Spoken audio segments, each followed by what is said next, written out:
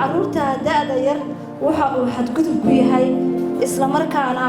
oo meel kaga dhacaya xuquuqda caruurta Soomaaliyeed waxa uu saameyn ku yeeshaa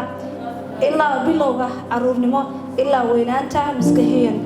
guurka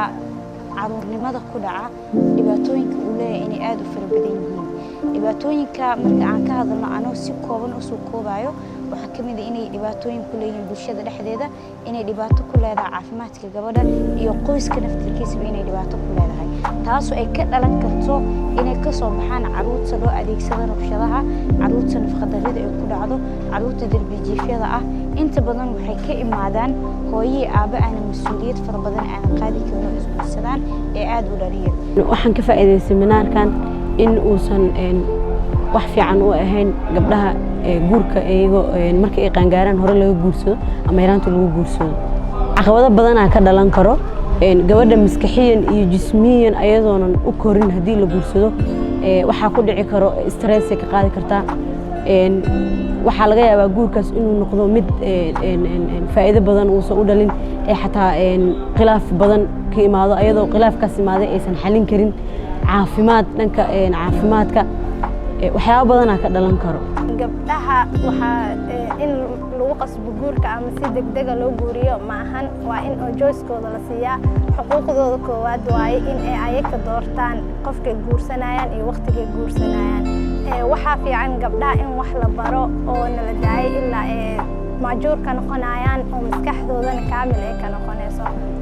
gabdhahana waxa u soo jeedin lahaa inay ku degdegin guurka ee wax bartaan ee nafsadooda daciif ka dhigan ee maskaxdooda ka tirtiraan fikradda gabar jika u dambayso iyo gabadha inay wiil ku tiirsanaato ama nin ay ku tiirsanaato waxaan baranay inay bulshadeena u baahan tahay wacyigelin waxaan baranay in loo baahan yahay in kor loo qaado waxbarashada siiba dumarka oo ah dhibaatada waddankeena ka jirta ugu badan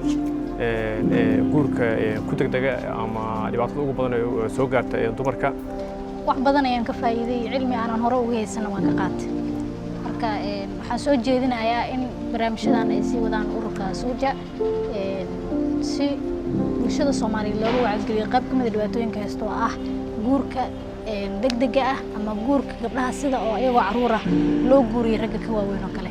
halka laga gaari karana waxay tahay bulshada go'aan ka gaarto guurka degdega go'aan ka gaarto dhaqanka la bedelo Soomaalida dhexdeeda hadda waxa ku badan 14 sano 15 sano oo lagu guursada ku badan sida darteed waxa dhihi lahaay bulshada dhaqankeeda abdheed ku sameeyaan oo ha ka baxaan maxaa la yiraahdaa guurka degdega waa u baahanahay seminaaro noocan oo kale in la badiyo waliba bulshada qaybaheeda kala duwan sida jaamacadaha oo kale madaarista waalidiinta ayadana culimaa u diinka lagu baraarujiyo in aanan lagu degdegin caruurta guurka inaan lagu dejinin faa'iido badan oo noo leeyahay qosadii dadku ay ku baraarugaan faa'iido darrada uu leeyahay guurka lagu degdego waxay ogaanayaan waxayna u noqonaysaa tusaalo mana ku dhiiran doonaan in caruurtooda ayagoo yaryar ay isu guuriyaan waxaan soo jeedinayaa horta marka hore aniga waxa aan bartay dhibaatada uu leeyahay guurka lagu degdego marka waxaan soo jeedinayaa bulshada Soomaaliyeed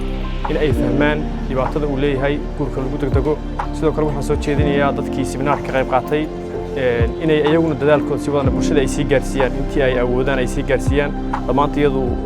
dad baan ka nimid guriyaan ka nimid inaan guryaheena kula laabano waxaan maanta faa'iidnay gabadha caafimaad ahaan marka aan ka hadalno dhibaatada ay ku keento waxa kamid ah saameynta ugu badan ee gabadha ay ku keento inay gabadha ay isku dhimato ayadii cunugeeda maadaama aysan jirkeedu uusan majuur noqonin oo san u diyaar garoobin hooyanimada saameyn fara badan ku keeni kartaa sidoo kale waxa kale ku iman kara gabadhaas inuu ku yimaado fistula sidoo kale waxyaabaha ku iman kara waxa kamid ah in gabadhaas ay qalliin ku dhasho ay si normal ugu dhaliyso marka laga hadlayo caafimaad ahaan 15 mar in ka badan waxa dhibaatadu ay soo wajahdaa gabdhaha marka ku guursadaan inta ka yar da'da 18 15 16 ilaa 17 ilaa 14 hadii ay ku guursadaan waxa la xaqiijiyay markii la isku daray warbixinada caalamiga iyo baaritaanada iyo xaaladda dhimashada Soomaaliya iyo heerka caruurta in guursiga caruurta oo qayb muhiim ah ka yahay dhimashada hooyada iyo dhallaanka oo Soomaaliya ka dhigaysa waddanka ugu hooseeya sanadihii ugu dambeeyay sidaas darteed waxaynu leenahay dhamaanteedba early and early marriage dhammaanteed joojiya waa inuu istaagnaa joojinta guurka caruurnimada iyo xilliga hore waa inaynu ka shaqeynaa waxbarashada mustaqbalka mujtamaceena isla markaana gabdhaha Soomaaliyeed aynu ka dhignaa gabdhaha bad qaba oo ka gudba xadgudubyada iyo dhibaatooyinka